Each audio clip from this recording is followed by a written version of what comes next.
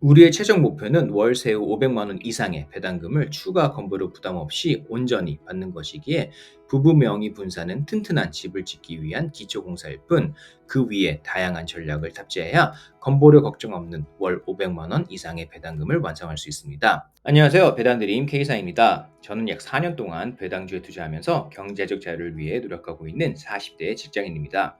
현재 총 평가 자산은 10억 정도 되고요. 그중 80%인 8억이 배당주에 투자 중이고 이외 2억 정도는 지수, 기술주, 그리고 자사주에 투자된 상태입니다. 이 20% 정도가 주가 상승을 담당하고 있고요. 이외 80%는 꾸준한 배당금을 담당하고 있습니다. 제 투자 목표는 연 10% 정도 평균 수익의 세후 6% 정도의 선에서 월 배당금을 늘려가는 것입니다. 여러분, 매달 통장에 500만 원씩 배당금이 꼬박꼬박 들어와서 더 이상 하기 싫은 일을 하지 않아도 되는 살. 생각만 해도 가슴이 뛰지 않으십니까? 세후 월 500만 원이면 연간 세후 6천만 원, 세전으로는 무려 연 7,060만 원에 달하는 금액입니다. 이 정도면 완벽하게 파할 수 있겠다 하고 은퇴를 꿈꾸지만 세금과 건강보험료 계산을 잘못하면 통장에 실제로 들어오는 돈은 턱없이 줄어들게 됩니다. 배당소득세 15%만 생각하셨다가 뜻밖의 건보료 폭탄을 맞고 당황하시는 분들도 많고요. 반대로 아직 투자 초기 단계인데 벌써부터 건보료 걱정에 주저하시는 분들도 계십니다. 제가 배당 투자 이야기를 할 때마다 가장 많이 받는 질문도 바로 건보료 많이 나오지 않나요?입니다. 하지만 미리 제도에 대한 충분한 이해를 하고 전략을 잘 짠다면 충분히 건보료 증가를 피하면서 배당금을 늘려갈 수 있습니다. 제가 4년 동안 배당금 투자를 하면서 습득한 추가 건보료 부담 없이 세후 월 500만 원을 온전히 내 주머니에 차곡차곡 채울 수 있는 방법들을 정리해 봤는데요.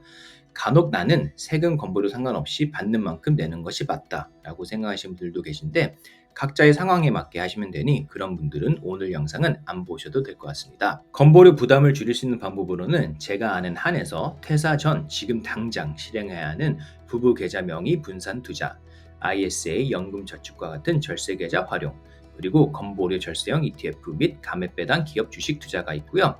그리고 퇴사 후 고려할 수 있는 법인 설립까지 총 4가지 정도가 있습니다. 혹시 이외 방법이 있다면 댓글로 부탁드리겠습니다.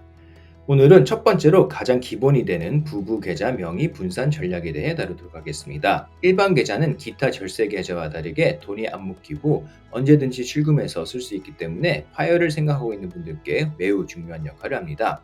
직장 다닐 때와 퇴사 후 지역가입자가 되었을 때 건보료 기준이 어떻게 달라지는지, 왜 부부 각각 명의로 투자하는 것이 필수인지, 부부 증여 시 고려되어야 할 사항들에 대해서 이해하기 쉽게 정리해드리겠습니다. 가장 먼저 아셔야 할 점은 직장 다닐 때와 퇴사 후 건보료 부과 기준이 완전히 다르다는 사실입니다. 생각보다 이 부분을 모르시는 분들이 많으신데요. 월급을 받는 직장인일 때는 월급 외의 소득, 즉 이자, 배당 등이 연 2천만 원까지는 추가 건보료가 0원입니다. 만약 본인 명의로만 배당을 받는다면 연 2천만 원, 월 세후 약 141.7만 원까지만 추가 건보료가 없지만 부부 각각 명의로 된 계좌로 투자하면 각각 연 2천만 원씩 부부 합산 연 4천만 원까지 늘어나게 됩니다. 월 배당 기준으로 환산해 보면 혼자일 때는 월 세후 141.7만 원이 한도이지만 부부 명의로 나누면 그 2배인 월 세후 283.4만 원까지는 매월 받아도 추가 건보료가 단 1원도 나오지 않습니다. 280만 원 정도면 그래도 나쁘지 않은 것 같죠? 이렇기 때문에 부부가 각각 명의의 계좌에서 함께 투자를 해야 합니다. 하지만 회사를 그만두고 파이어에서 지역가입자로 전환되면 기준이 훨씬 엄격해집니다.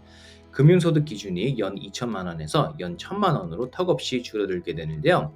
연 1천만 원을 초과하는 순간 건보료가 대폭 증가될 뿐 아니라 피부양자 자격마저 박탈되게 됩니다.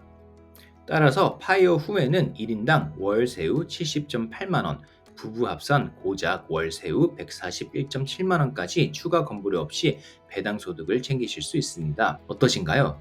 퇴사 후에는 부부 합산으로 나눠도 월 141.7만 원 수준이라 생각보다 작게 느껴지시죠? 그리고 여기서 질문이 생길 수 있습니다. 어차피 퇴사하면 기준이 월 1천만 원으로 줄어들 텐데 퇴사 전 2천만 원까지 배당금을 세팅하는 게 의미가 있어? 라고요. 건보료 관점에서 본다면 맞는 말입니다. 그렇기 때문에 퇴사 후 직장인 신분을 유지해 줄 수 있는 법인 설립까지 장기적인 플랜이 필요한 이유입니다. 이 부분은 이후 영상에서 더 자세히 다루겠습니다. 그렇다면 자산을 어떻게 부부 사이에 나누는 것이 좋을까요? 대한민국 세법상 부부간 증여는 10년간 6억 원까지 증여세가 0원입니다. 따라서 한 사람 명의로 몰려있던 자산 중 최대 6억 원까지 배우자에게 증여하여 명의를 분산시킬 수 있습니다. 증여는 현금과 주식 모두 가능한데요. 제 오랜 실전 경험상 주식보다 현금으로 증여하는 것이 절차도 훨씬 간편하고 향후 주식 계좌를 관리하기에도 압도적으로 편리합니다.